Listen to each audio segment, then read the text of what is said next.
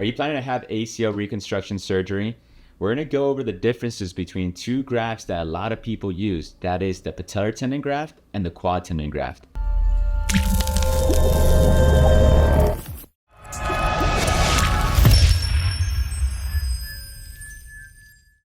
My name is Dr. Marco Lopez, Doctor of Physical Therapy and Certified Strength and Conditioning Specialist and co-founder of the Basketball Doctor. So let's jump into it.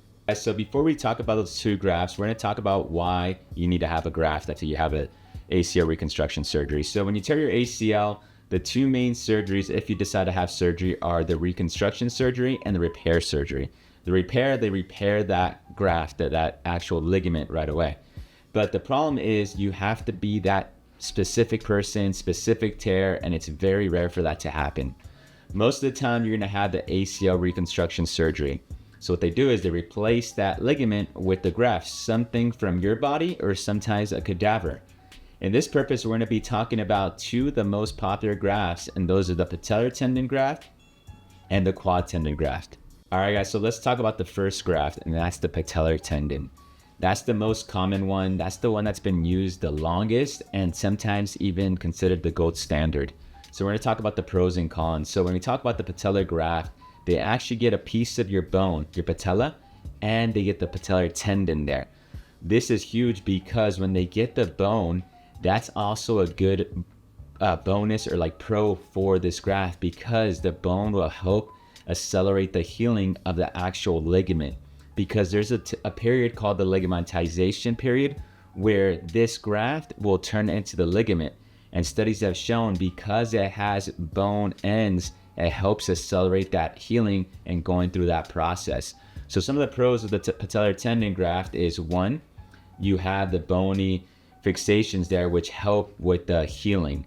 The other one is that it's been researched for a long time. This has been a graft that a lot of people have been using. There's a lot of research on it, and it's been considered the gold standard. And the reason it's considered the gold standard is because, like we mentioned, it's been the longest studied, and it also has the lowest re-tear rate from all the other grafts. So that's another pro there. But now that we talked about the pros, let's talk about the cons. So we always have to talk about both sides of the story. So the cons are, one, the risk for a patellar fracture. The reason why is because they get a piece of the bone of the patella. So now that increases your risk for a fracture because it's very sensitive. So whenever you kneel down too much on it or do any activity that might put too much stress on that kneecap, it might increase your risk for that fracture. That's con number one. Con number two is that a lot of people report anterior knee pain, so pain in front of the knee.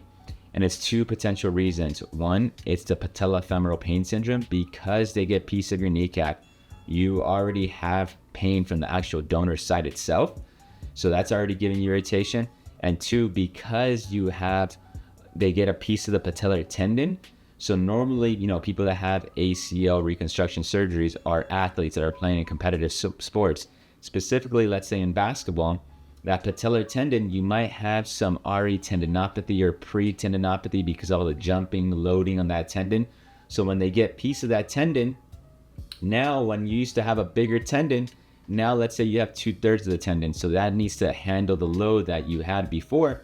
So a lot of people run into patellar tendinopathy, especially when they're going back into jumping, running, or dynamic activities around months 5 to 8. So that's another risk factor. Another thing that we also have to look out for when it comes to patellar tendon grafts is that people have issues with extension early on. And there's a couple reasons why. One is because the donor site pain itself, it hurts to get that knee straight, activated, and that just gives people irritation early on when our first goals after ACL surgery are to get the knee as straight as possible. But when you're having that amount of pain because of where they got the incision, where they got the graft, that might limit your extension. Also too, is because of the actual process itself, they remove that graft, remove that tendon, they make that incision there. It has a hard time trying to really extend because you don't have that full extension ability because they grab that patellar tendon. So those are some of the cons of the patellar tendon graft and pros. So to review that, the pros is that it's been considered the gold standard because it has the lowest re-tear risk. It's been researched the longest because it's been used more frequently. The cons is that you have or you're at an increased risk for patella fractures, anterior knee pain, which is that patellofemoral pain syndrome or patellar tendinopathy, and also extension deficits early on. Now that we talked about the patellar tendon, and I mentioned it was considered the gold standard, and this is the reason why it's still considered, but this is a close runner-up, and that's the quad tendon.